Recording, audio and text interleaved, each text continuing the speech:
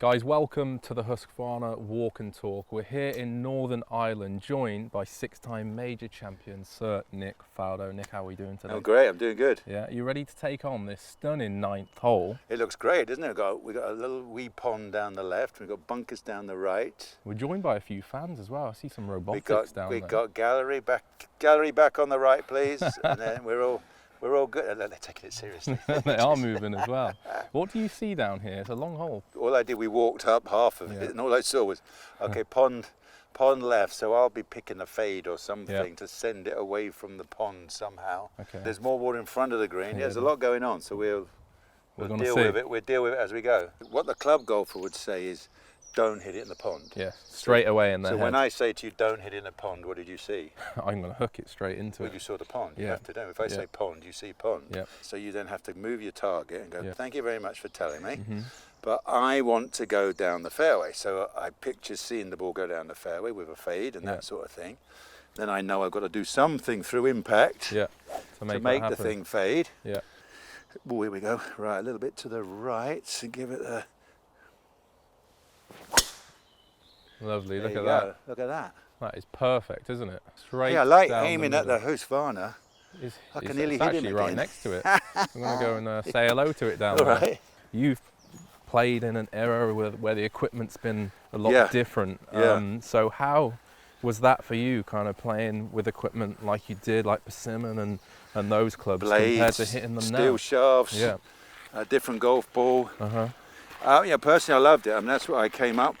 That was how I started. Yeah. And I practiced pretty darn hard, and I developed different shots and that sort of thing. And I had a simple formula. You practice, you go and play a tournament, you learn from it, and you go, assess it all.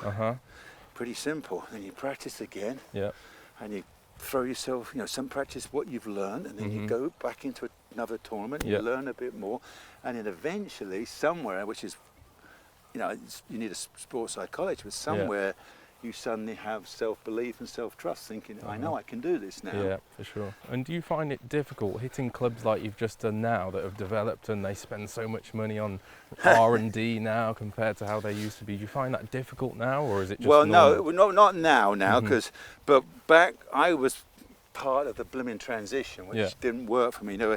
30 blooming years ago, we were still working on perfecting metal woods. And the shafts were not as good as they are now. The shaft now is the secret. Okay. Back in my day, we had to change our swings based to on make the clubs work. Now you make the clubs work for your swing, so it's completely different. Yeah. And talking about tech, this golf course is cut by these bad boys that are following us. It's unbelievable, isn't it? This is very impressive, isn't it? Did you ever think back in the day that there'd be robotics cutting golf courses? I wish I did. We'd all be... wish I thought, God. I mean, I was from the gang mowers days. The guys going down there and the dust flying everywhere.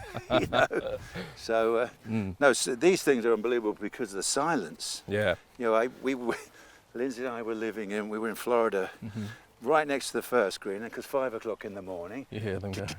You hear, and you're like, well, it's great to be on a golf course, but I should have picked the 14th hole, before they get up. So these would have been good there because they make no noise. Anywhere when you've got property around a golf course, this thing's nibbling away 24/7, and you don't hear a thing. One thing I like actually about those is how they free up time for the greenkeepers to do other things, like make the greens perfect and look after all the bits that they don't want to do, like the rough and stuff. I agree. A lot of clubs struggle with, obviously it's more staff, more costs, that sort of thing. But if you've got a mowing program and these guys are looking after the fairways, because that's pretty time consuming. Also, you've got to fit it in. Multiple. A lot of courses have. A lot of clubs in America they have a rest day on Monday. And to be honest, a lot of clubs would like to stay open because that's serious revenue, isn't it? So, right, here we go. We're at your ball, which is right in the middle of this fairway. Jay's got the clubs. They're not lost yet, are they? What do you want, boss? Well, you're the caddy. Yardage. Yardage, mate. Yardage? Where's your yardage book? Oh, he's forgot his Bushmill. He's doing all this now. He's lost everything. Where's your towel? Is about. Oh my gosh. We don't like abouts, do we? We don't do about. Can you run down the shops for me? I need a new battery. 216, absolutely dead flat. Okay. Did I do the trees behind it? Yeah, it's 189. It's 189.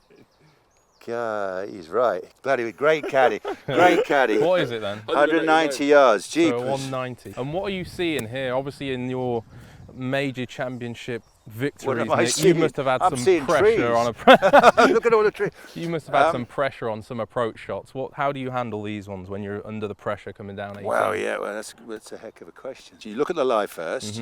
It's obviously good, so I can do whatever I want with it, and then you've got your yardage 190. We've got to work out that wind. Yeah. Which is tough when you've got a cloudless sky. Yeah. So the skill is to throw up a bit of grass. Yeah. Very good, right to left. So and it actually feels like it's into me now. So that's about the max. So I would have to draw this to make sure I get it a little further. Okay. And it looks a bit like I got more green to the left of the flag. So a draw would be good, wouldn't that? So if you're in the moment and the grass goes one way, are you going for the clouds to get the true direction? Yeah, generally we would have done more homework, and you actually would get a compass reading at the start of the day. In the practice rounds. You know, if there's a high point on the golf course, you actually quickly stop and go, right, you can almost draw an arrow across your yardage book and all that sort of stuff. Okay. Yeah, it's kind of important to know. Makes a difference, you get down or into the wind wrong. Yeah. So here we go. So I'm going to try and hit a draw. So I'll give it a little bit of rotation or just try and hit it. If I could just release it nicely, a little into out, and give it a good solid hit. Let's see if I can get it up there. Oh, there we go. Oh.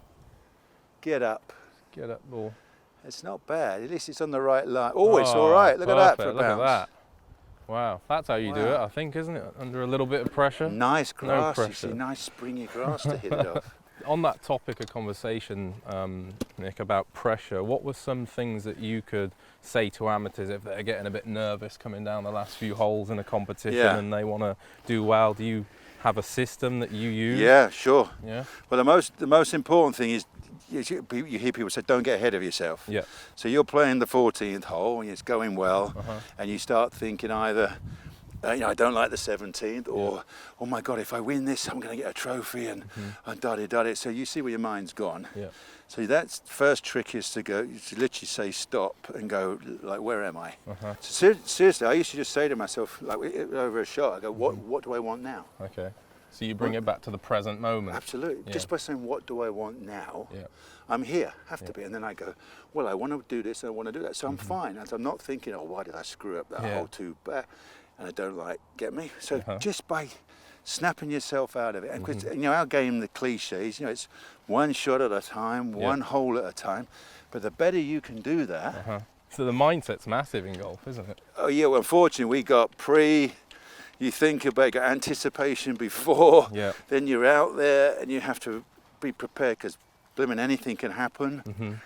We can all be going swimmingly and then something goes wrong and you think, by God, you lose your trust in our game like that and you start questioning this, but if you can just stay with, right, what am I trying to do? Yeah.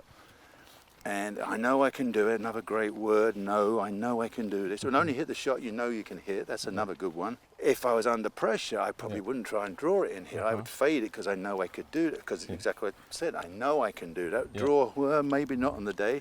We got to put for eagle, so I definitely know you could do that one back there. Jeez.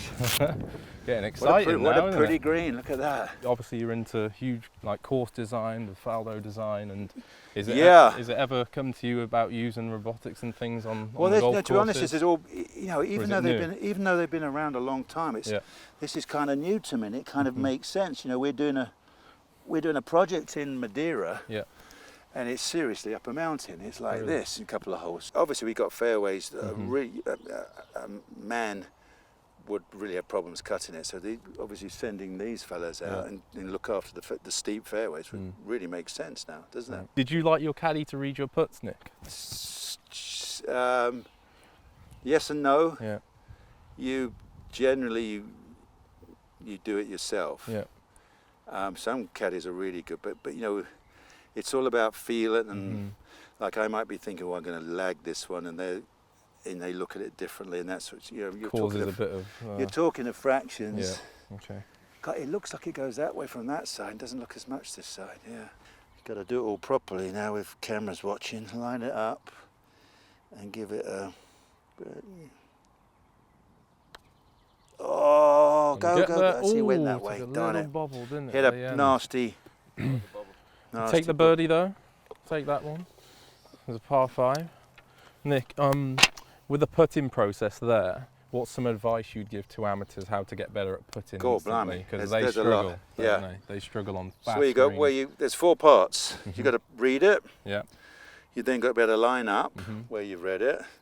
You need a decent stroke to strike the thing to just make it roll nicely, and then you've got to hit it the right length. So you need to pay attention to which one of those is not on, and then work on that. And I walk a line of balls out on the putting green, like 6 balls, and only get to learn pace. You should only do it with 1 ball at a time. Not from the same spot, because it's so easy to throw 6 balls down. And sure, just get better and better. You get exactly, but we only get 1 go on the golf course. So learn to try it with 1 ball. Stroke is pretty simple. You just got to be able to see the thing, get on a lovely little arc right in front of your eyes.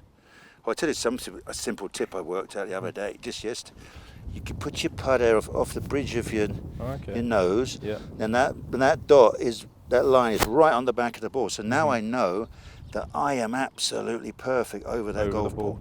Because some days you can be that way and that way.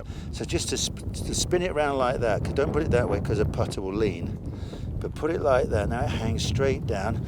Look, and that's perfect. So simple. The goal of our game is you've got to try and do the same each day. So there's more feel in your thumbs. Really? Yeah, more in your, and it's very important to get good feel on your thumbs. And I'm giving the blooming clinic, and this gentleman, an elderly gentleman who was in the blooming war, and he lost his thumbs. Oh, wow, okay. And I said, "What do you do now, sir?" He said, "Well, I'm actually a judge. I'm called Justice Fingers." I fell for that one. He fell for that one. So I'm guessing he's lost all his feel. He fell. But see, the problem is when you get old, all the jokes are 50 years old as well. Oh, jeez. Right, let's roll this one in. The way I tell them. No, we're just messing around now. So Nick, thanks so much. All right, thanks guys. All right. Guys, thanks for watching the Walk and Talk here at Galgorm, Husqvarna with Sitr Nick Faldo.